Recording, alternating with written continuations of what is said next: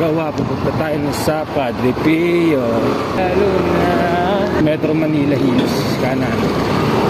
Yun ang problema dito guys, parang nasa Saudi. Yun. Oh shit, at tayo, oh, libreng pulbo para sa lahat. Papagas muna tayo guys. Opya.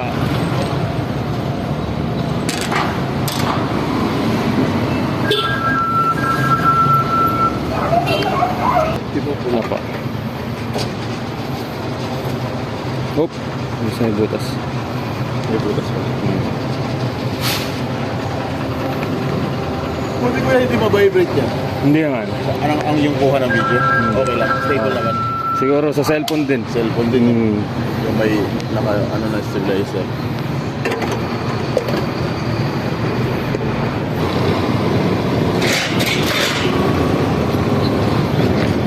Yung dito, kakanan tayo dyan namin. Dahil walang magawa, naboboring ako sa bahay, wala tayo ng Padre Pio. Pag galing ka ng Montalban guys, malapit lang. Tagusan na rin to papuntang Bulacan. Galing tayo ng Urban, Erap City, umalis tayo ng 2:30. Papasyal lang tayo ng sandali. Padre Pio. Tawag dito. Tama ba? Yung mga ganito side mirror guys. Bawal na ba ngayon yan sa EDSA? Sabi nila bawal daw pag maliit Hindi ko sure kasi hindi ako nakakalabas ng EDSA. Dahil wala naman akong gagawin dun. Hindi naman ako nagbibiyahe ng mga COVID. Okay, naka Bergsman Street tayo guys. Ayun ang gamit natin. Pogi lang. Alam mo yun, namamasyal lang. Ganun. Sabi nila, mga hindi pa nakakadaan dito sa Likaw-Likaw, Tagusan papuntang Bulacan, delikado daw. Pero para sa akin di naman. Lagi ako dito dumadaan. Kaso pag gabi nakakatakot lang kasi madilim. Kulang pa yung street light niya. Ito pinaka-rough road niya na to. Maikli lang naman to. Medyo madulas yung daanan. Dulas muntik na. Kita nyo yun. Muntik na tayo dun par. Dahil madulas. Oh grabe. Dulas niya. Buti nakuhanan ko siya. Yan yung mapangit na daanan kasi alam mo yan yung puro bato, puro buhangin. Mas okay na yung maputik. Alam mo ba yun? Kaysa yung parang may mabuhangin na mabato. Pero safe pa rin. Daan-daan lang naman yung takbo natin. Ito na naman ito. Ayoko talaga ng gantong daanan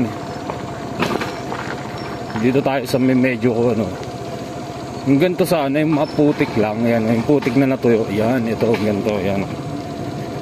Kaso pag ganito, huwag kang magpipreno. Lalo na yung preno mo, harap likod. Dito katulad ng mga combi brake. Ang delikado Pero dahil may gabay tayo ni guard, nakaligtas tayo sa disgrasya, diba? Kita nyo ba yan? Pipiliin ko ng dumaan dito kaysa naman doon sa Payatas. Ang ganda ng view. Tapos hindi ka pa nakikipag-agawan sa daanan dahil gawa ng maluwang daman. Yung mga tao nga dito hindi nag-helmet Ayan safe lang. Masasabi nyo dun sa road rage sa Antipolo, sa Buso-Buso. Ang opinion nyo dun? Para sa akin kasi siguro parehas na sila mainit, no? Kaya umabot sila sa ganun point na nagkasakitan sila. Pero dapat kasi pagka ganun, good vibes lang. Kung nasingitan ka, nagitgit ka, kung hindi naman sinasadya, diba? Alam mo ba yun? Ito guys, sementeryo to dito guys. Sa kaliwa dito. Abandonado sementeryo. Kaya pag dumadaan ako dito, lagi ako nagbubusina. Alam mo na, syempre, parang tradition mo na yun. Diba? Ang ganda ng kalsada rito. May rough road siya, pero hindi naman siya ganun ka-rough road. Kaya maganda rito guys, yung simoy ng hangin, sariwa siya.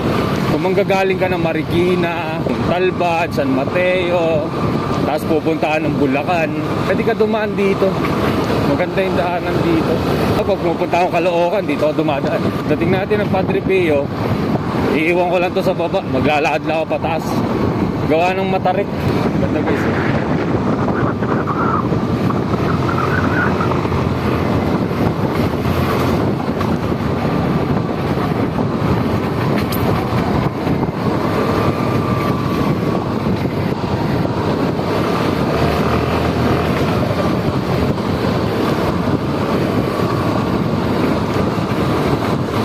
Feel nyo ba?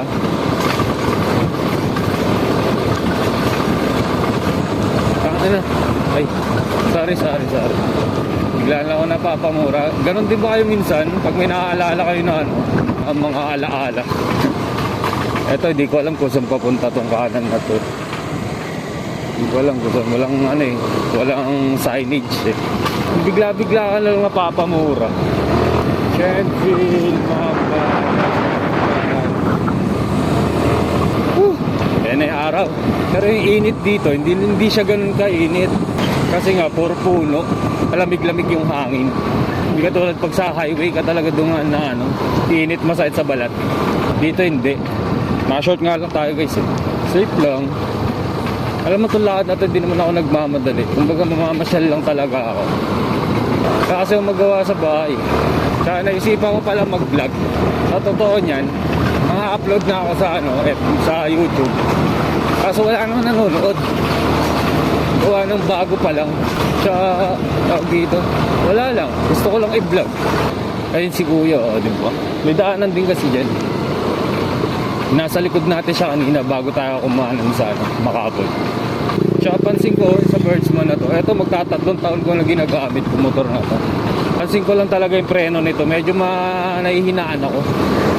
Sanay kasi ako sa may clutch yung mga motor. Tapos first time ko lang mag-scooter. Bumalik ako mag-clutch pagka nagkaroon ako ng ano, pera, pambili. Ito nga pala guys, itong likaw-likaw guys, dito sakop ng ano hindi siya sakop ng Bulacan. Sakop pa rin siya ng Rodriguez. Pag kumanan ka dito, tawag dito, papunta yan ng, ano nga ba yun? Yung bundok, nakalimutan ko ang tawag doon. Basta bundok siya, nakalimutan ko yung tawag.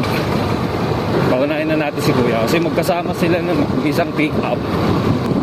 Kaya mo kuhain ng 30 minutes eh. Mula Montalban hanggang Bulacan. Pinapahan din ako ng konti kanina. Kala ko talaga tutumba eh. Sobrang dulas. Parang nauuwaw ako ah. Sana may madaanan tayo nagtitinda ng buko. So far so good naman no. Hindi mo ramdam yung init eh.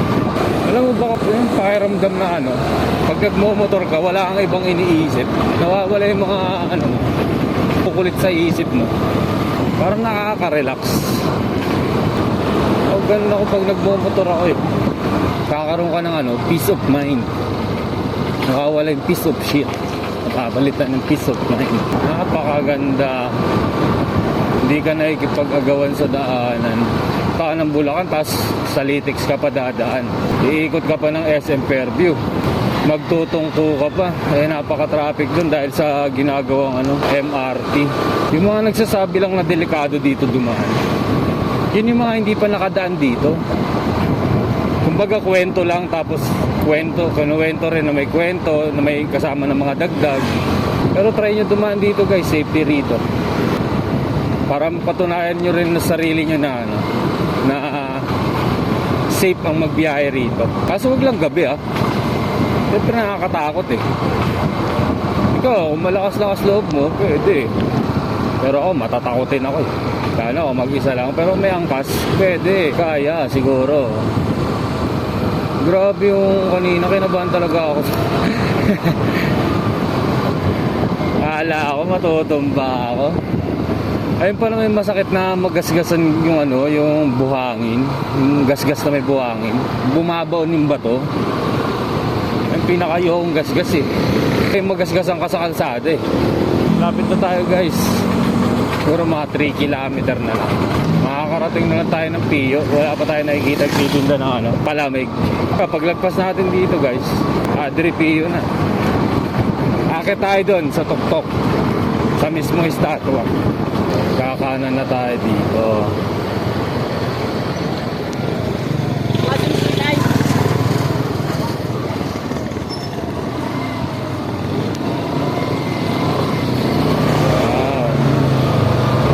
ako dun guys.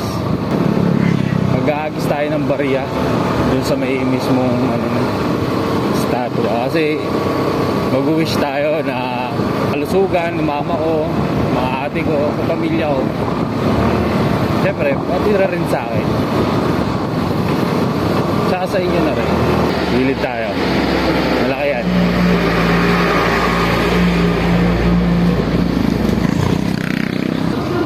Kaliwa tayo dito. Nakabukas naman siguro.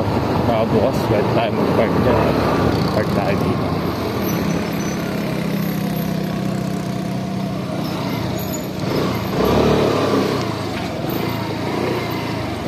Parking.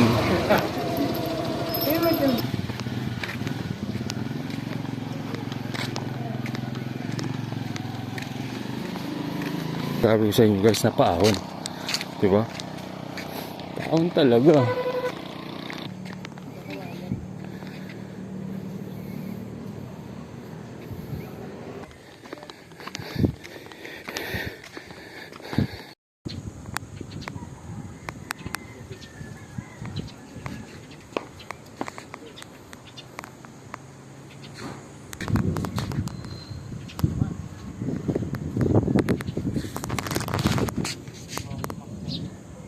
Solid din.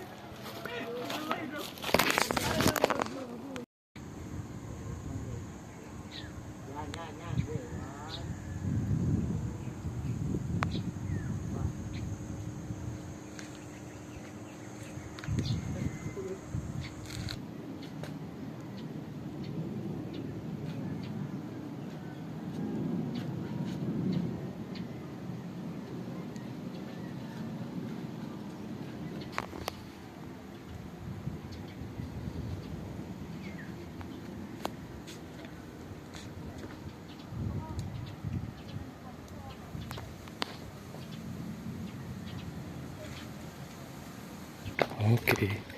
Uwian na. Kuya. Salamat ka.